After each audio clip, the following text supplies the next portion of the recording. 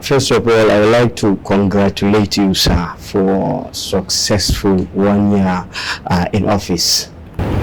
We thank Almighty Allah. How do you feel having spent 1 year as executive governor of Katsina State? Well, thank you very much. I think it's really a very wonderful moment, because being 1 year in office as a governor of a state is really a very taxing responsibility. You know, the major problem is when you are buying for the office, you don't see the enormous challenges associated with the office until when you get there. You'll be surprised with so many things that comes to your table. But we don't have anything than to say we thank Almighty Allah for putting us through to the 1 year in office. Have your expectation of the office remained the same, or have they changed over the past year?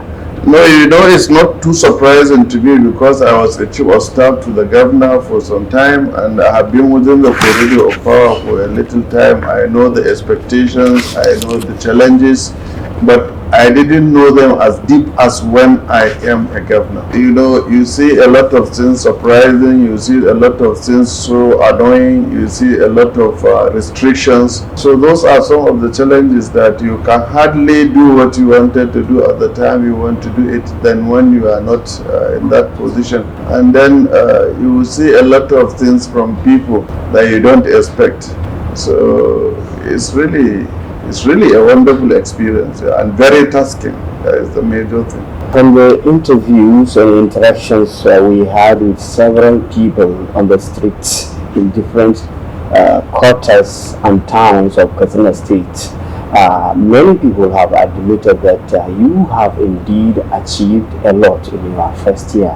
Personally, what do you consider as your most significant achievements in office in the past 1 year? You know, you should understand one thing. When I was vying for this position, I asked Almighty Allah to guide me if He will give me this responsibility. And I asked Almighty Allah, if He is not going to guide me, let Him give it to anybody whom He will guide. Why? Because I know my own conviction is that I know myself I cannot control, I don't have control over things. But majorly, what I had wanted to achieve as a governor is one thing: to restore the confidence of leadership on the population, that is on the citizens. The major gap that we are experiencing today in Nigeria is most of the citizens don't believe in the leaders. So whatever the leader says, they don't see it. They will say it's just like any other politician or like any other leaders. Empty promises, empty campaign promises, empty talks, and what have you. So the major thing that I wanted to achieve as a governor of this state is to restore the confidence of the population on the leaders, because not all people are the same, and we have to exhibit some qualities of leadership that will restore that confidence back. So do you think you have restored that confidence? I cannot restore the confidence 100% because this has been over times. It's over since when we started. This thing has been with us for, and even when I will leave office, it will not completely change the narratives, but it will reduce that effect. And then maybe subsequently those that will come in government, if they will follow the same path, they will be able to restore the confidence. But it's not something that you can restore in a day or at the blink of an eye, because it's something that has been in the society for a very long time. What are some of your happiest moments in the past 1 year? Honestly, there are two things that have touched my life. One is I had to shed tears when I saw the children of the poor who could not be able to transport their children to Kano or Kaduna or Lagos, but flying out of the country to Egypt to study MBBS. Because of that, I had to, because this is a rare opportunity. There are a lot of such kind of opportunity, but this boy who came from the poor background got himself to Egypt to study MBBS on merit, not because he knows me, not because he knows anybody, but because he has abilities and he was given opportunity to exhibit those abilities that they have, to showcase it. and for the benefit of the people. This is one of my happiest moments. The second was the day we graduated Katsina State Community Watch. The kind of courage I saw in them, the kind of those things they exhibited really gave me courage and hope that we have a lot of people who are ready to spend their life for the benefit of the people of Katsina State. There are some people who want to sacrifice their life. They have family, they have children, they have fathers and mothers, but despite all those, they took up the challenge and they took it happily and they wanted to do it.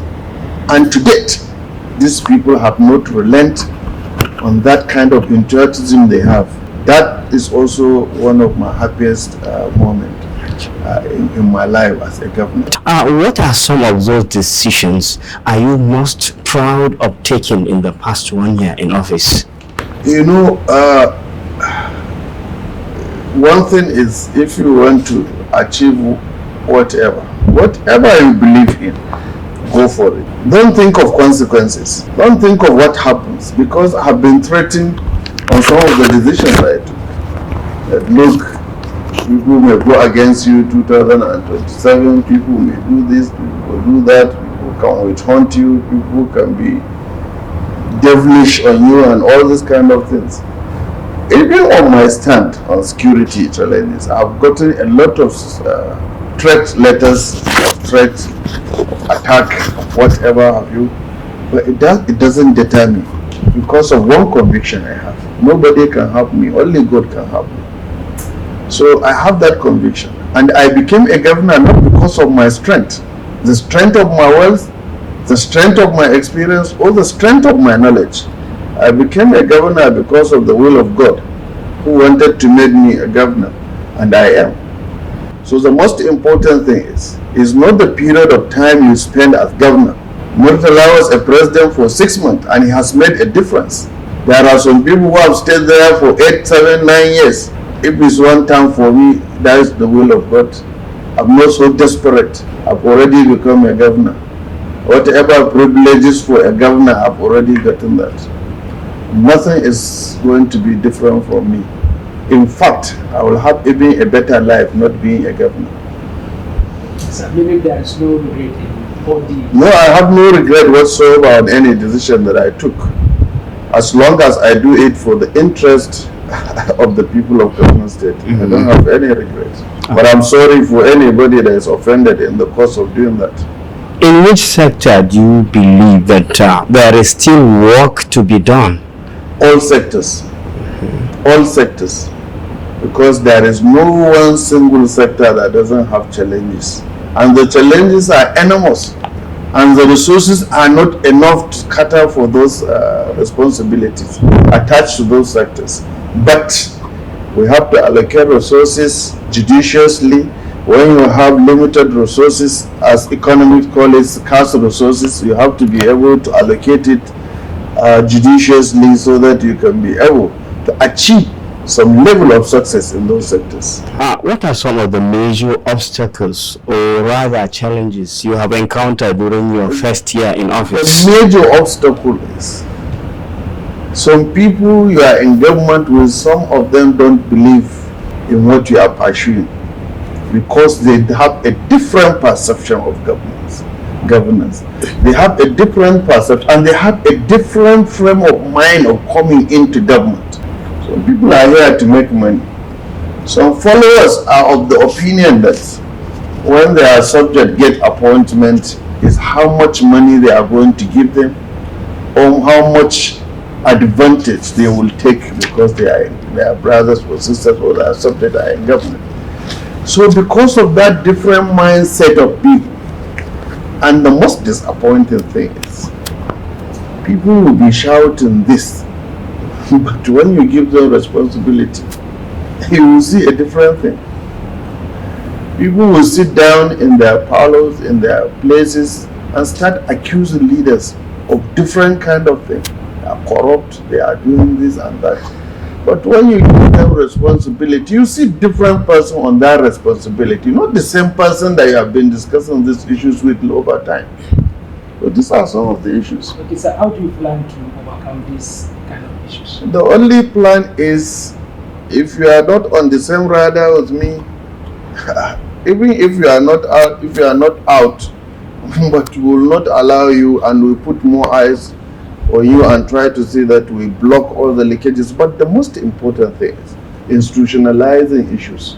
The best way of fighting corruption is institutionalizing things. So what we are doing now, in Katsina State, we have what we call Katsina State Development Management Board, which is saddled with the responsibility of overseeing the implementation of projects from the development partners. We also have a SPIM unit, that is Strategic Policy Implementation Monitoring and Evaluation Unit, under an SE.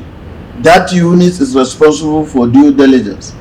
Anybody who finish anything that we have assigned him responsibility, we get report from that unit, so that it will give us an impetus when we should have approved of the payment of those responsibilities. So when you put monitors at every level, it reduces the level of, and then we are strengthening the audit department of the state, and we are also strengthening the audit department of the local government. We are setting up an inspectorate unit in the local government. So these are all levels within which those institutions can be able to, and then we set up anti-corruption agency in the state, in which some of these things can go there, and then we get. But the most important thing is not to arrest anybody, not to do anything, but to make sure that you don't have even the opportunity to do anything that is wrong. We can't be perfect, we are human beings.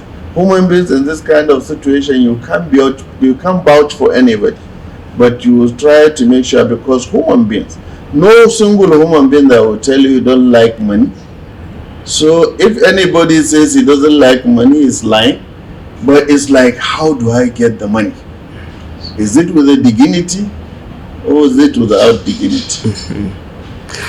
Insecurity has been one of the pressing issues in Katsina State, and there is no gainsaying that you have put a number of strategies in place to address it.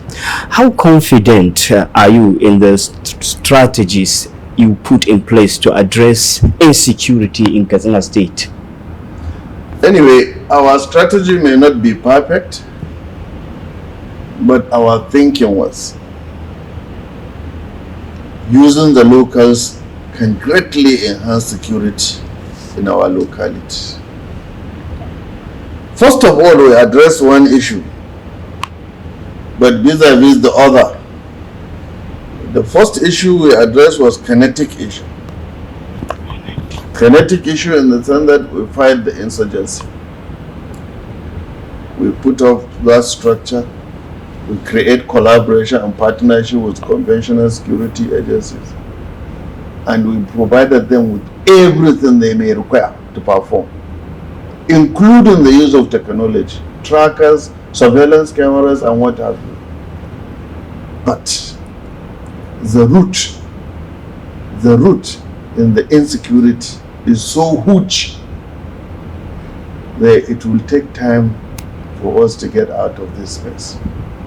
Because whomever you don't expect, you will find his hand in the insecurity issues in the state and in the nation as well. So the issue is because of inside agents.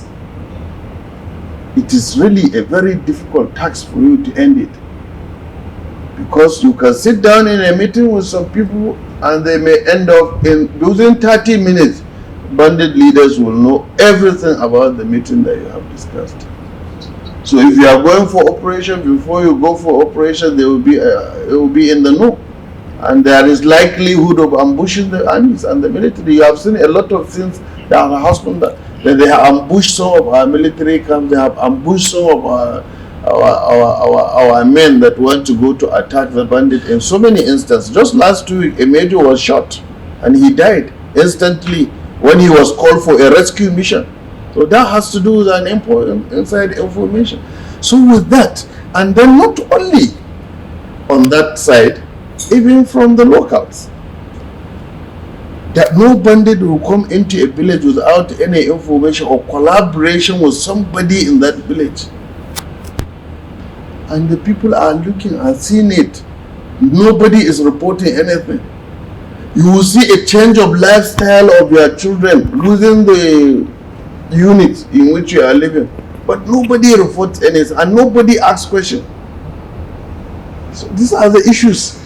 We have to have complete a societal reorientation. We have to have complete belief and support on this system before we can wipe it out. Because it's not something that you can do. You can buy weapons, you can buy everything you can think about. You can recruit no matter the amount of people you want to recruit. But if there are insiders within the system, you cannot end it in time. Only God will come to our aid.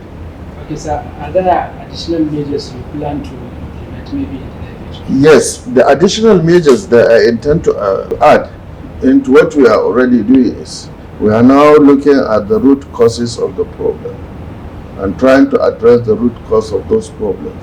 One of it is poverty. If somebody can be given 500 or 1,000 naira to divulge information to bandits, or if you can give a married woman 1,000 naira to conceal a petroleum in a calabash and took it to the bush to the bandits. So what are you talking about? And she doesn't mind how many people are going to kill in their village. We have witnessed a situation in which a representative of a village head in Katsina collected 700,000 naira for them to come and kill over 30 people in their village. You can see how this stupidity can lead us to. But we want to see how we can fight poverty, how we can develop MSMEs, how we can empower women and youth, especially in those communities, to block the recruitment into the banditries. Because we are fighting them, we are killing them every day, but we keep on growing. Why? Because there are people that are getting recruited into the system on a daily basis.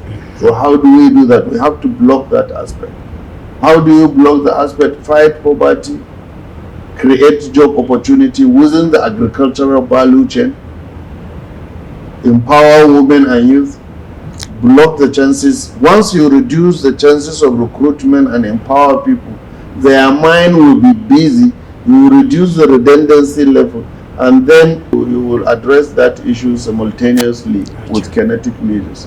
As we are doing everything possible now to support the victims of the banditry of kidnapping, those that were killed, those that were injured, we are giving free medical support in all our hospitals. We give them money to support their livelihood when they get better. And those killed, we support the family for livelihood, for food, and what have you, before they regain back and continue with their normal activities. But we are doing it, and God knows what we are doing. And we'll continue to do it to the best we could to address the issues as they come. Okay. The recent economic policies of the federal government, such as fuel subsidy removal and devaluation of naira, have had adverse economic consequences on people, especially those at the lower level. In Katsina State, sir, what are some of the measures that you have taken to alleviate the impact of those policies on people in Katsina State? You know, those policies took by the present administration is something that the previous administrations, since in the 70s up to the present time, that they refused to take.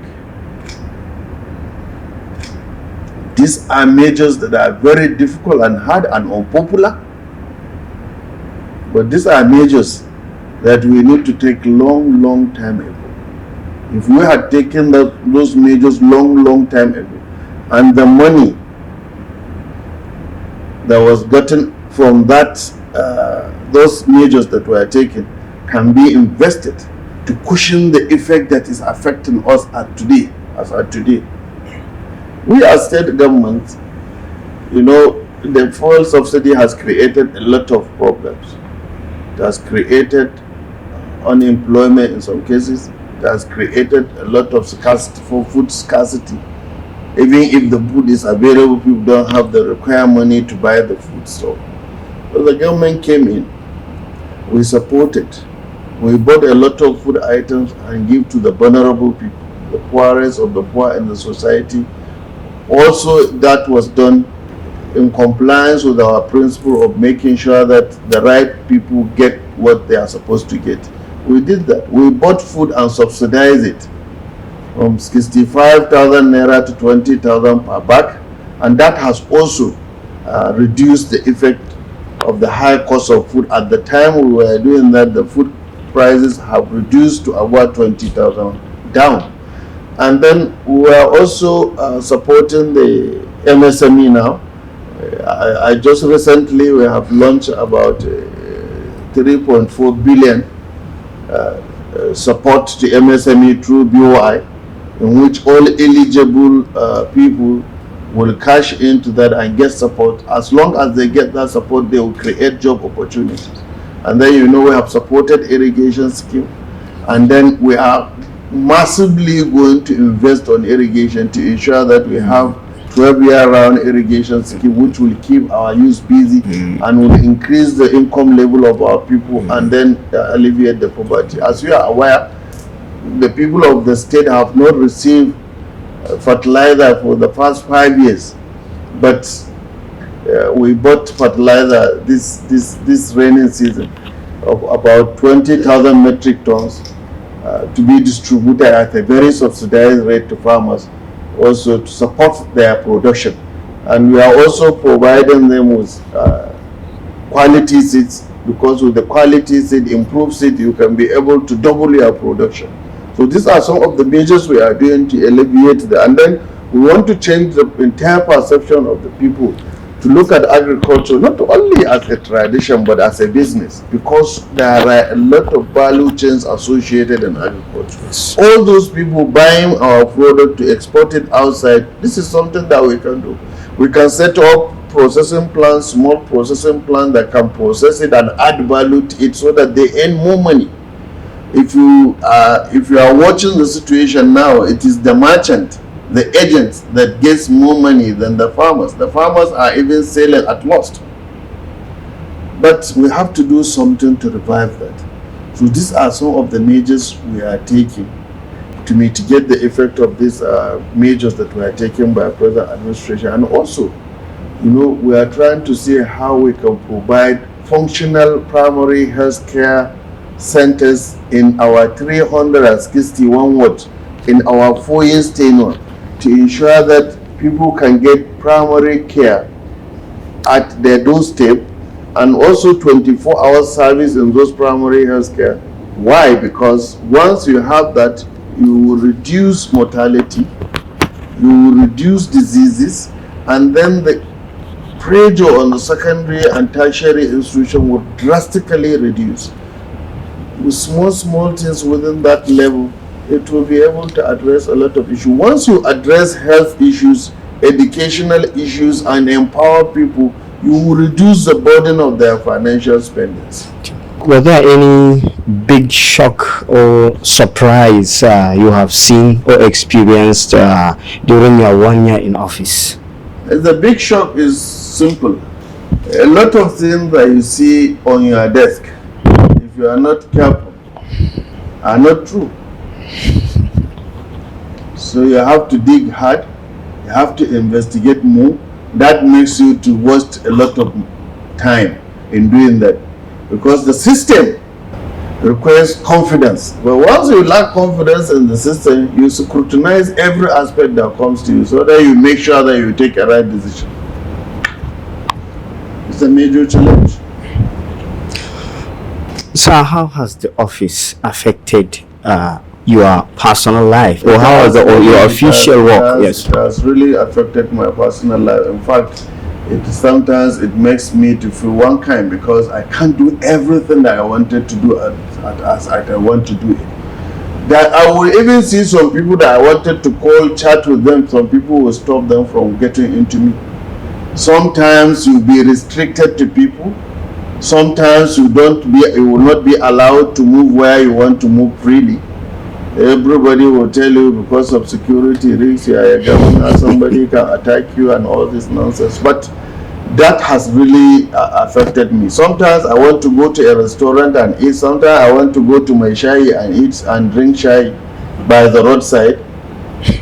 Sometimes as I travel, I would like to stop at Akara seller to buy akara and eat in the car or groundnut. You can see me sometimes, despite the security, I'll buy groundnut. I'll stop at but all they will say is against the protocol, is against this and against that. So I think the office really restricted you from having a good conversation with your family, having time for your family, your wife, your relatives, your friends.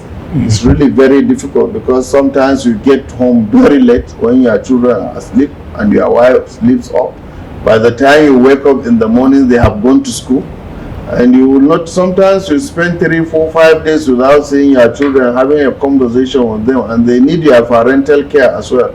So these are some of the issues associated with the office. Your relatives, your friends, who feel that you are a governor, you don't want to associate with you. It's not you, it's the office. But sometimes you have to fight hard to see them, to talk to them, and to relate. And that is sometimes things that gets some pressure off you. When you talk to your friends, you laugh, you remember things that has happened before, then you laugh it off and then you forget everything. The pressure reduces, but when the pressure gets top and you go home, you don't have anybody to talk to, and then you come back to the office, same cycle. As you enter your second year in office, what are some of your main goals and priorities for the continuous development and progress of Katsina State? You know, I didn't become a governor as a blind man. I have a strategic policy and I'm pursuing my strategic policy to push, and inshallah we'll make sure that as we travel on the journey, you get a lot of things that you need to correct, or you need to do it in this way because of the basic realities on ground. So we keep on changing things to suit the reality of time and availability of resources. But we'll continue pursuing our strategic policy to ensure that we deliver on the mandate given to us as we can and as God will allow us to do. Thank you very much, sir. Thank you for on behalf of MPS Media, I would like to thank you. And the MPS Media is eternally grateful for creating time out of a hectic schedules to grant us audience. We are eternally grateful, sir.